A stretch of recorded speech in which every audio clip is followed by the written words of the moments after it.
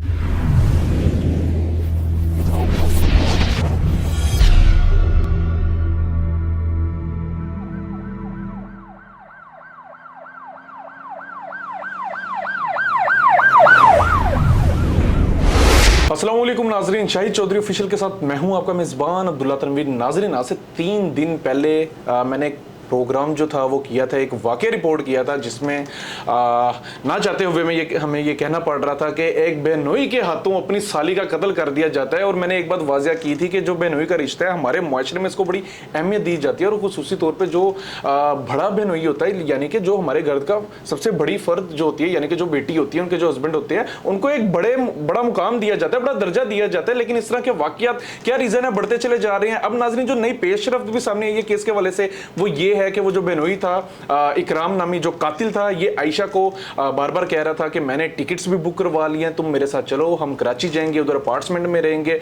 हंसी खुशी हम अपनी ज़िंदगी गुजार लेंगे। लेकिन आयशा उसको मना कर देती है, और एक बार फिर से तकरीबन मारने से चंद मिनट कबल ये फिर उसके पास जाता है, आयशा के पास, उसको कहता है मेरे साथ चलो, इनकार करती है, और उसके बाद ये उसके ऊपर फायर कर देता है। अब चैम को ये भी चल रही है कि वहां पे स्प्रे किया गया था इसकी जानिब से। जो लोग वहां पे बताने वाले हैं वो बताते हैं कि स्प्रे किया गया था, जिससे तमाम तर घर के जो अफराद थे, जो मेहमान थे, वो बेहोश हो गए थे। लेकिन आखिरकार वो बंदा भी पकड़ा गया, उसने इस चीज को मान भी लिया है। लेकिन क्या रीजन है, हमारा मुआशरा किस तरफ जा रहा है, हमारे अपने ही लोग इस तरह के काम करने लग गए हैं। जानना चाहेंगे senior crime analyst Shahid Chaudhary साहब से। अस्सलाम वालेकुम सर। वालेकुम अस्सलाम सर, कैसे हैं आप? अल्लाह का शुक्र। सर, मैंने प्रोग्राम रिपोर्ट किया था, यकीनन आपने भी सुना होगा। सर, वो इकराम नामी कातिल जो पकड़ा गया है, उससे इंकशाफात जो सामने आए उस हवाले से वो ये हैं कि उसका काफी अरसे से वो अपनी साली के साथ रिलेशन भी था, और वो बार बार उसको कह रहा था कि तुम मेरे साथ चलो। और इवन सर, एक चीज में बड़ी हैरानगी हुई है कि उसकी बीवी इकरा को भी पता था कि मेरा जो बंदा है इसका कहीं ना कहीं रिलेशन चल रहा है, लेकिन वो फिर भी नहीं बोल रहे थे।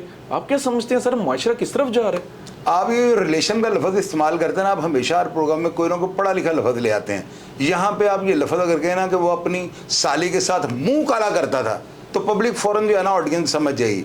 लोग हमें वॉच करते हैं, लोगों को पता है कि चोई साहब जो लफ्ज़ कहते हैं ना, इसके पीछे क्या जो मुहरकत होती हैं, क्या पीछे जो है ना एक बोरी बंद सौदा होता है जो चोई साहब एक लफ्ज़ में कह देते हैं।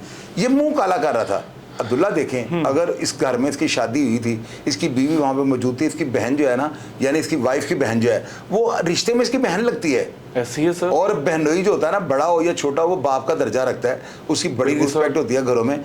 इस बेगैरत आदमी के लिए ना आप ये लफ्ज़ मत इस्तेमाल करें कि वो रिलेशन में था। रिलेशन का मतलब होता है कि दोनों हाथों ताली बज रही है। ये मुंह काला कर रहा था।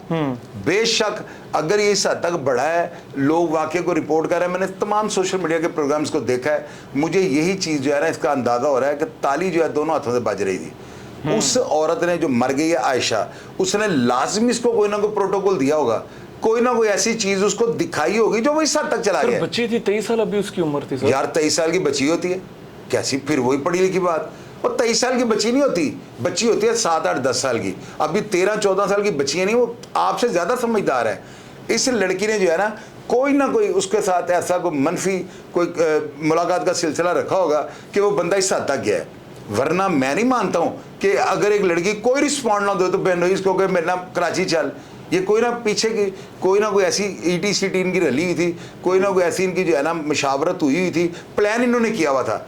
जब उसने देखा कि इस लड़की ने जो है रंग बदल लिया है, तो बस फिर उसने वो जैसे बता रहा है कुछ स्प्रे वगैरह डेफिनेटली किए होंगे, वरना फायर हो तो घर वालों को उठ जाना चाहिए था। तो इस तरह के स्प्रे मार्केट में है कि आप स्प्रे कर दें तो आप आंख भी नहीं खोल सकते। अच्छा सर, एक चीज बड़ी हैरानकुन थी, जब उसने स्प्रे तमाम तर कमरों में कर दिया, लेकिन इसकी जो वालदा थी आयशा की, वो सेहन में सोई हुई थी, बकौल लोगों के, बकौल मीडिया के। वो ऐसे है कि वो जब स्प्रे सेहन में करता है तो जाहिर सी बात है, आपको पता है हवा एयर क्रॉसिंग होती है, उसके जो पार्टिकल्स होते हैं वो बिखर जाते हैं। उसकी वालदा को पता चल गया था, और उसकी बीवी को भी पता चल गया था कि इकराम ने कत्ल किया है। लेकिन इकराम बाद में उनको कहता है कि तुम अपनी बीवी इकरा को कहता है कि तुमने क्या अपना घर नहीं बचाना, अपना घर भी उजाड़ना है, जाने वाली चले गई है, तुम मेरे हक में बात करते हो, तुमको ये इकराम था ही नहीं। सर, आप क्या समझते हैं, क्योंकि जो केस है ना, जो उसका मुद्दई है वो भी इसकी वालदा आयशा की, अब आप समझते हैं कि वो उसकी बातों में आके कहीं उसको माफ ना कर दे, चलो एक बेटी गई, दूसरे का घर ना उजड़ जाए। यार बातों में आगे आप तो घुमा फिरा के इतनी लंबा आपने सवाल कर दिया, उसकी माँ ने माफ कर देना। लिखो अब मेरी बात कागज़ के ऊपर, आज तक जो मैंने 302 के मुकदमा में आपको प्रेडिक्शंस किए हैं, कितनी गलत है उनमें से? ये 15-20 दिन महीने के बाद ये लड़का बाहर आ जाएगा, क्योंकि मुद्दई जो है ना होना ये चाहिए था कि जब घर वाले मुकर गए ना तो इस केस में जो है ना पुलिस बनती या कोई सिविलियन और महल्लेदार मुद्दई बन जाता, उसके मानने के चांसेस कम थे। अभी आप देखेंगे, मैंने एक वीडियो देखी जिसमें ये बता रहा है, यानी बकौल उस मीडिया एंकर के वो बता रहे हैं कि जी इसने अपनी वाइफ को मना किया, उसने पहले तो ये कहा कि वो ये होगा वो होगा, बाद में कहती नहीं मेरे तो खामद ने ये काम नहीं किया। बिल्कुल। कहीं इसने जो है ना उसको थ्रेट किया कि तेरा की बनेगा, मरने वाली तो मर गई, तो उस लड़की के ब्याह पे उसकी माँ भी मान गई। तो जो पहले ही इसके ऊपर मुकदमा दर्ज करवाना चाह रहे थे वो इसको अंदर रहने देंगे।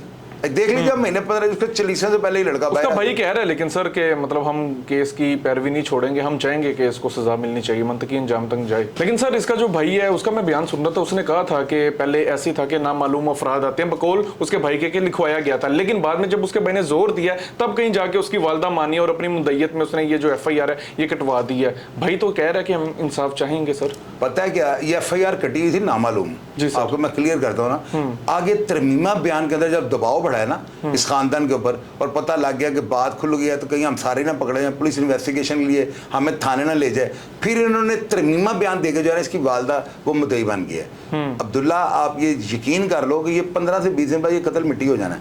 वजह उसकी बहन आयशा की इकरार नाम है उसका, वो भी साथ मिली है, उसकी वालदा भी मिली है। ये अकेला भाई, ये इसकी बेचारे की कोई वैल्यू नहीं, मुद्दैन उसकी माँ है, माँ ने बयान दे दिया, सब बाहर आ जाना बस ये बात है। उसका मरने वाली का कोई है ही नहीं। बहरहाल सर जो भी केस की नई अपडेट होगी इंशाल्लाह ताला सामने लाएंगे। लास्ट क्वेश्चन होगा सर, मुआशरे के वाले से थोड़ी बात करते हैं। बड़े अदवार आपने देखे हैं, बड़ा आपका तजर्बा है, बड़े इस तरह के केसेस आपने देखे हैं, लेकिन ये बहनोई का कत्ल कर देना, बहनोई का एक नाजायज़ ताल्लुक होना, आप क्या समझ रहे हैं, क्या लिमिट्स होनी चाहिए सर?